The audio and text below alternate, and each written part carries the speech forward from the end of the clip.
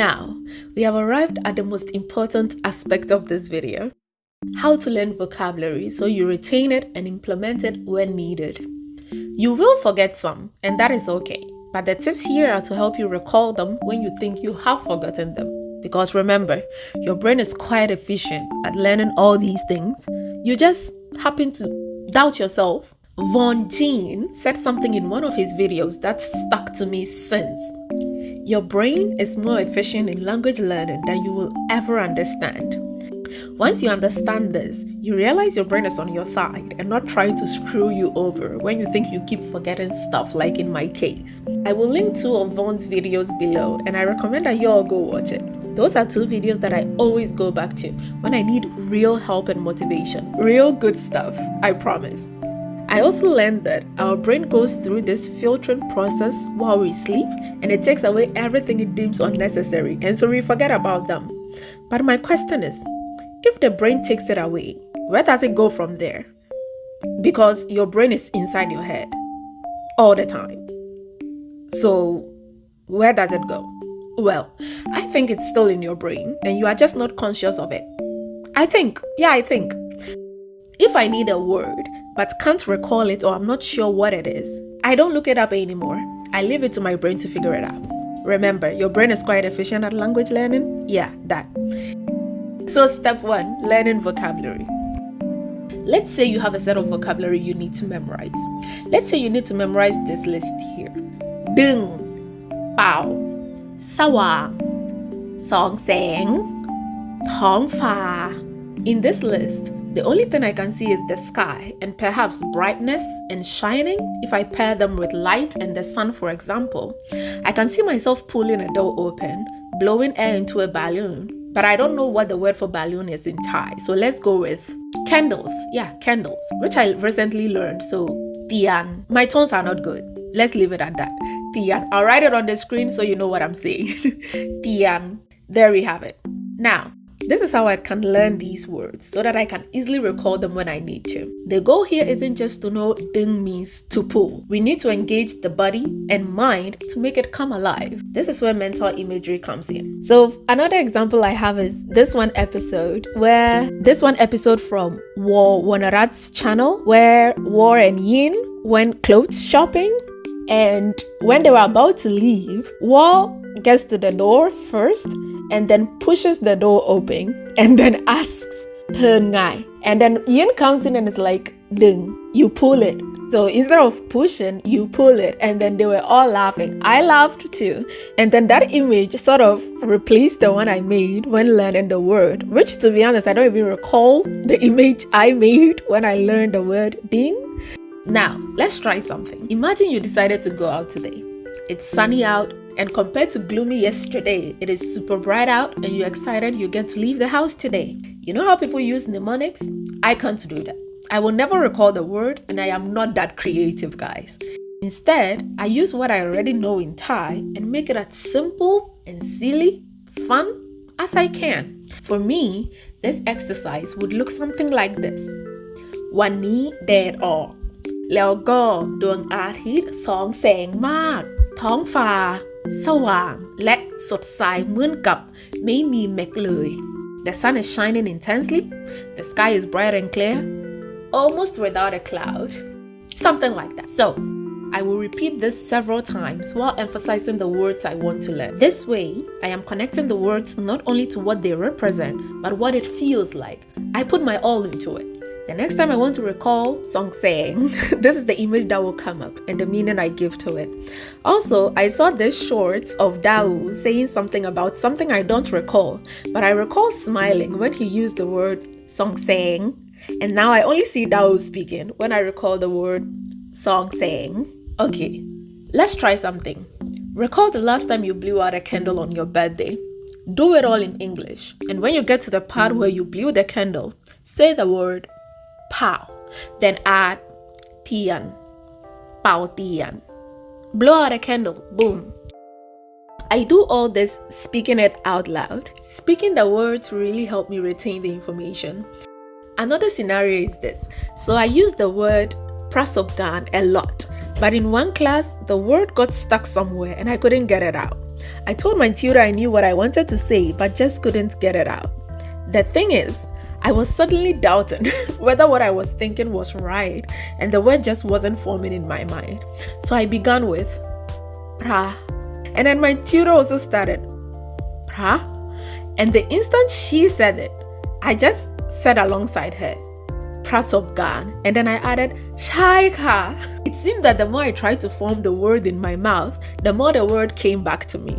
I have had several instances where I knew a word but had a hard time getting it out, and then had to get my mouth moving, then boom, the word just spills out.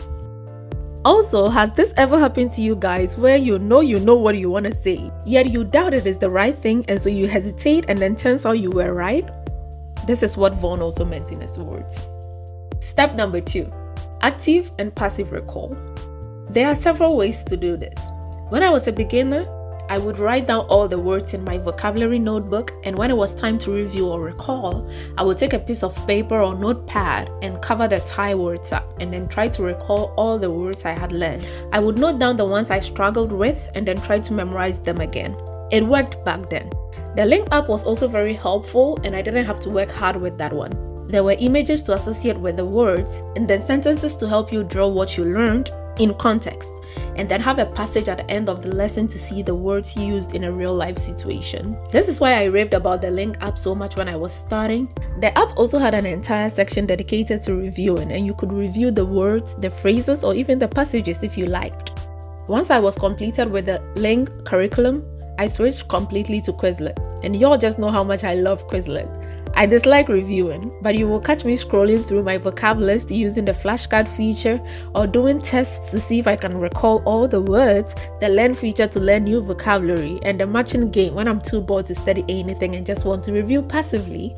So, in passive recall, you bring up information to mind without actively trying to retrieve it, whereas in active recall, you are consciously trying to remember or retrieve information.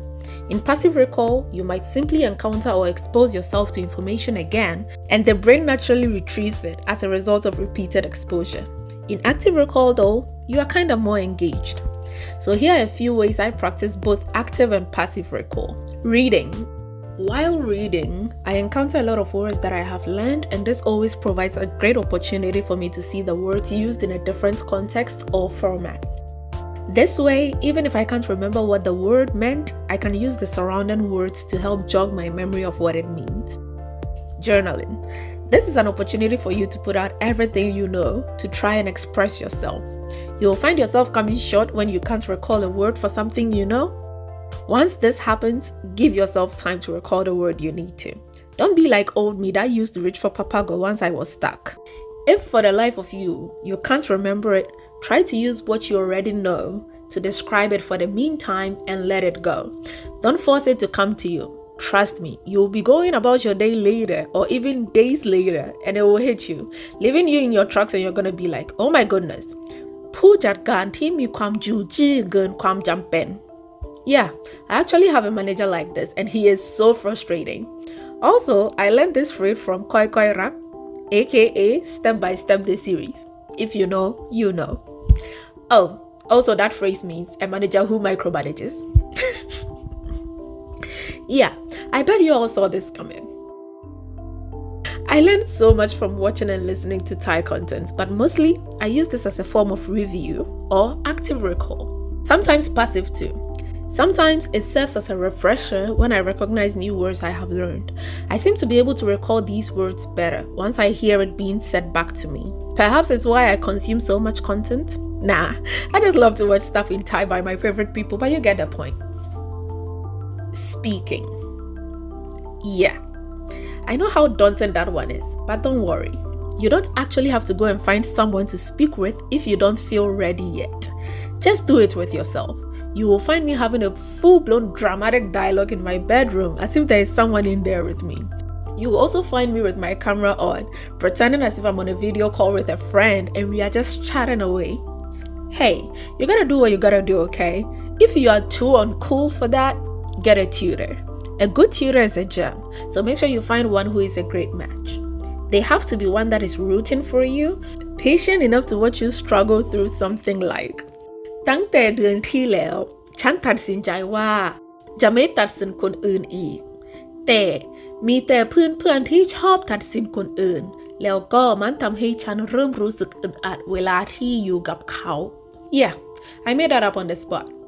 Okay, something more สางสาร would be ฉันดูข่าวในทีวีตอนที่กินข้าว And they should also have the heart of a good mother or father to tell you you messed up the tones and help you say the correct ones.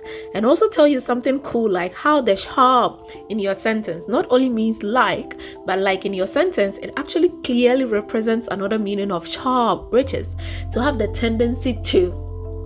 Yeah, you want a teacher like that. And I have been lucky to have one like that since the super struggle days. Creating opportunities. When I am learning grammar, this is a great chance to implement the words I have learned. This is a very deliberate exercise. I love Crew News channel, and to be honest, she's the only channel I watch to learn grammar. That woman's patience while teaching is out of this world, and how she calmly explains every single word is just wow. She's in no rush and she's there to teach you, and she does an amazing job at it. Some of you have seen how I study with her videos.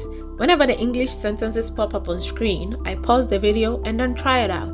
An aspect you guys don't see is when I first say it and then practice writing.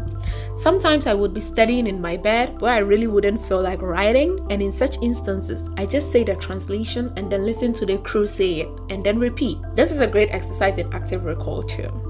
Okay, so this video came about due to an idea one study buddy gave me.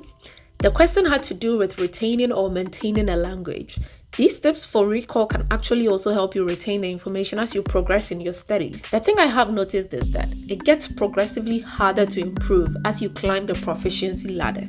And stuff gets harder to memorize, and the stuff you need to learn get harder to stick, and you face real struggle when you try to sound better, which you actually are. And the imposter syndrome, oh my god, something I will be talking about in another video, so stay tuned. But I know firsthand how frustrating it is to keep progressing once you leave the structured comfort of the beginner stage. Like when you go online looking for resources, it seems everyone is focused on teaching you the beginner stuff. And once you go past that stage, you're on your own. You have to figure out what works best for you in terms of progressing, and it's like you have to do it all on your own. No wonder it's so much easier to give up at this point, because this is where you start to feel as if you are not making any progress whatsoever, because progress becomes very hard to quantify at this stage. Nothing seems enough, and everything seems like you are somehow not doing enough.